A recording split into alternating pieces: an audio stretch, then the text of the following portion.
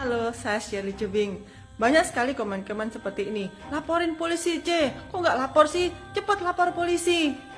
Mungkin kalian pikir kalau kita datang ke kantor polisi terus ngomong, Pak, saya habis dipukulin suami saya. Bisa tolong suami saya ditangkap? Siap, laksanakan.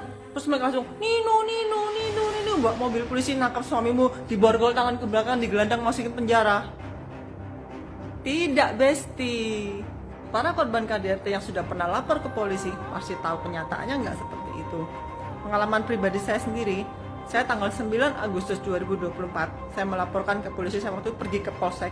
Habis malamnya dipukuli, saya paginya langsung pergi ke polsek dalam keadaan babak belur, nggak mandi, rambut berantakan, hanya pakai daster lusuh.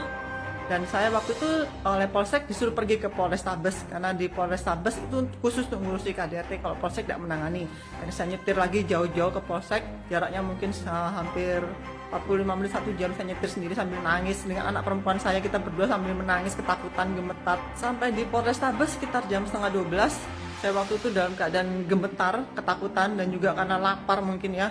Jadi kan dari malam sampai siang itu jam setengah 12, jam 12 saya belum sempat makan apa-apa, belum minum apa-apa juga, saking tegangnya, saking takutnya. Suruh nunggu sampai selesai Jumatan katanya, karena masih Jumatan, suruh nunggu sampai jam 1. Akhirnya saya nunggu sampai jam 1. Pertama kali di BAP saya ditanya oleh Pak polisinya, mau lapor apa? Saya bilang mau lapor KDRT. Dia tanya siapa yang KDRT? Saya bilang suami saya. Terus penyidiknya bilang, apa nggak damai aja? Terus saya bilang, kalau Bapak sudah melihat video yang saya punya, Bapak tidak akan bilang saya suruh damai. Saya tunjukkan video KDRT-nya, Pak polisi sempat kaget, terus dia bilang lanjut aja. Terus jangan kalian pikir langsung polisinya naik mobil polisi, Nino, nangkap mantan suami saya langsung diborgol bawa masuk penjara. Tidak semudah itu, Ferguson. Saya lapor tuh 9 Agustus 2024. Mantan suami saya itu baru ditahan 3 September 2024. Itu pun gara-gara saya habis bari podcastnya Uya Kuya setelah kasus ini benar-benar viral. Dan habis pulang dari kantor polisi, mantan suami saya itu nungguin saya di rumah, nyanggong saya di rumah. Dan dia sempat mukul saya beberapa kali. Kepala saya dipukul pakai pentungan besi. Anak-anak saya melihat di depan anak-anak saya. Ini saya punya bukti video. Jadi saya panggil satpam, saya tunjukkan semua ke satpam. Akhirnya dia ketakutan dan melarikan diri. Bayangkan untuk wanita-wanita yang tidak punya bukti video, apa yang akan terjadi pada mereka. Habis lapor polisi, bukannya suaminya di penjara, tapi malah pulang sampai rumah dihabisin lagi, digebukin lagi, sampai bonyok lebih parah lagi. Itulah kenapa korban-korban NPD jarang yang lapor polisi. Dalam bayangan kalian kita lapor polisi, terus penjahatnya langsung Nino ditangkap, dibawa ke penjara. Itu cuma di film Hollywood, mas bro.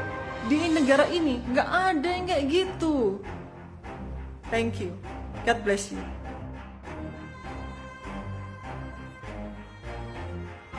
Bisa sudah bebas ya? Nah, jadi kan dia laporkan saya balik. Aha. Hari ke-39 jadi tahan, kan biasanya kalau sudah 40 hari dari Polrestabes jadi pindah kejaksaan. Ya. Jadi hari ke-39 saya dipanggil ke Polrestabes. Aha. Saya datang bersama pengacara saya Pak Soleh, Ya. yang waktu itu membantu saya secara gratis. Sampai di sana penyidiknya menyodori saya berkas laporan setebal ini. Dia bilang ini laporan Pak Moses sudah jalan. Kalau tidak terjadi perdamaian hari ini, ibu tidak pulang. Oke, baik. Tanda tangan. Ibu masuk sel katanya. Saat itu Mbak Sally tanda tangan. Waktu itu saya ngomong dengan Pak Soleh, gak apa-apa Pak, masuk sama-sama. Saya nggak takut. Terus Pak Soleh bilang saya, Bu, nanti kalau ibu masuk sulit untuk keluar. Saya mengeluarkan ibu itu sulit dan bisa habis uang banyak. Dia bilang. Terus anak-anak dengan siapa? Enggak. Kalau ibu masuk, bapaknya masuk, anak-anak siapa yang jaga? Enggak sih. Kayak lagi Akhirnya? nonton film. Hari itu waktu karena saya dibantu dengan Pak Soleh dengan luar biasa, ya akhirnya saya pasrah, saya nurut aja dengan Pak Soleh. Ya terserah bapak aja yang terbaik bagaimana. Akhirnya hari itu juga kita sama-sama cabut laporan. Wow.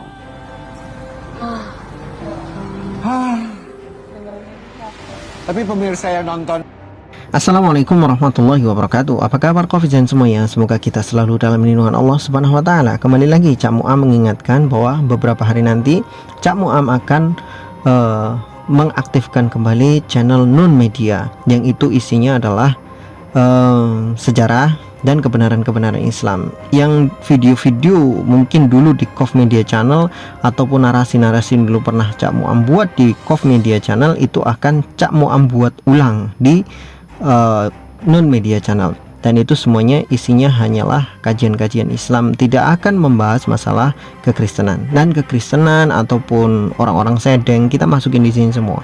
Jadi channel ini nanti akan fokus hanya membahas kesedengan orang-orang sedeng atau Kristen atau orang-orang sesat. Nah, itulah pokoknya. Atau orang-orang Islam tapi melenceng. Kita akan bahas semuanya di sini. Nah, untuk hari ini kembali lagi saya tampilkan videonya Mbak Shirley Chebing. Shirley Chebing itu kalau kalian mau lihat di Facebooknya itu namanya Shirley, share spasi Lee L-Y.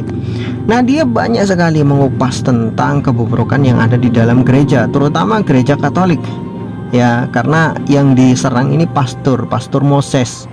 Ini kalau salah suaminya gitu, suaminya atau mantan suami. Tapi setahu saya kalau orang Protestan ataupun Katolik, ya orang Katolik terutama, nggak bisa cerai dari suaminya. Jadi kalau selamanya katanya sih yang disatukan oleh Tuhan tidak bisa dipisahkan oleh manusia.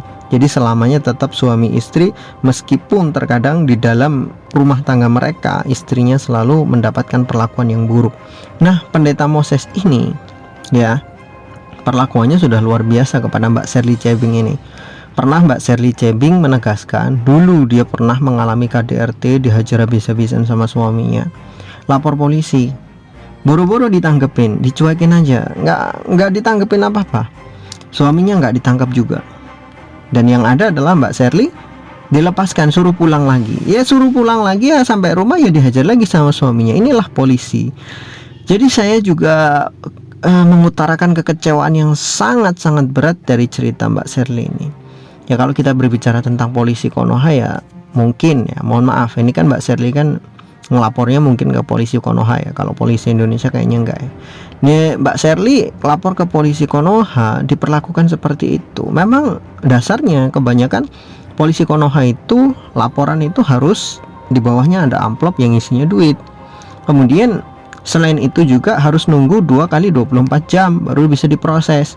Ya kan? Jadi Mbak Shirley itu kalau belum sekarat gitu istilahnya itu belum bisa dikatakan sebagai KDRT. Kalau masih babak belur, oh itu masih dielus-elus gitu.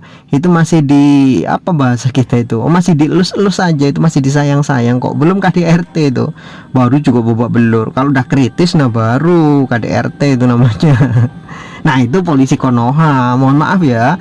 Polisi Konoha aja korban bisa jadi pelaku bisa jadi korban. Masa iya sih cuman KDRT kayak gitu. Cuman dilus-elus itu kalau menurut polisi Konoha. Ya, babak belur itu baru dilus-elus sama suaminya. Itu menunjukkan rasa kasih sayangnya suami kepada istri dengan cara dilus-elus, dimanja-manja. Ya kalau babak belur memang gitu cara menurut polisi Konoha, begitulah cara seorang suami memanjakan istri menurut polisi Konoha, bukan polisi Indonesia. Ingat polisi Konoha. Ya tuh makanya Mbak Shirley Chebing kalau ngelapor ke polisi Konoha ya percuma, ngelapor tuh ke polisi Indonesia Pak. Makanya kalau ngelapornya ke polisi Indonesia insya Allah dijamin amanah, beda gitu loh. Nah teman-teman semuanya, jadi apa yang bisa kita ambil dari kisah Mbak Shirley Chebing yang ini benar-benar kisah nyata loh. Sampai sekarang tuh pendetanya, bukan pendeta, itu pastornya, Pastor Moses itu suaminya masih aktif, masih ceramah di mana-mana. Paling-paling cuma pindah dari sini, pindah ke sana, pindah ke sono, pindah ke situ. Nah itu aja, cuma dipindah-pindahin aja. Tapi tetap masih ceramah di mana-mana dan masih punya yayasan yang aktif. Tidak pernah diaudit, tidak pernah ditangkap, tidak pernah diselidiki dan lain sebagainya. Padahal begitu banyak kasus yang sudah menyeret nama daripada Pastor Moses ini. Dan Mbak Shirley sudah memberikan banyak keterangan di dalam akun Facebooknya ataupun akun TikToknya. Segala macam keburukan daripada Pastor Moses dan gereja-gerejanya itu sudah dibongkar semua oleh Mbak Shirley Chebing. Dan orang-orang Kristen juga nggak bisa bantah, hanya bisa ngancam-ngancam. Berapa kali Mbak Shirley Chebing itu diancam sama orang-orang Kristen untuk suruh tutup mulut. Jangan sampai ini diteruskan karena ini adalah aib, ini harus ditutupi dan sebagainya. Inilah lucunya, bukannya diselidiki supaya tidak banyak korban menjadi lebih banyak kan, korban-korban selanjutnya nggak ada gitu loh maksudnya, tapi kok malah disuruh tutup mulut. Nah kalau suruh tutup mulut pendekatannya masih keliaran, bukannya dia hanya cari korban-korban yang lain, sedangkan perlakuan daripada pendeta Moses ini terkenal dengan cabulnya gitu. Nah, ini kan bahaya gitu kalau dia terus-terusan masih berkeliaran di mana-mana tanpa ada penanganan lebih lanjut. Nah, ini Mbak Sherly ini seharusnya kita dukung nih. Ya, jadi teman-teman yang muslim juga tolong dukung Mbak Sherly ini untuk segera menangkap oknum namanya Pastor Moses, suaminya Mbak Sherly ini. Dibongkar semuanya, harus dibongkar itu. Kalau enggak, kasihan, takutnya nanti ada korban-korban selanjutnya. Wallahu a'lam bishawab, semoga bermanfaat.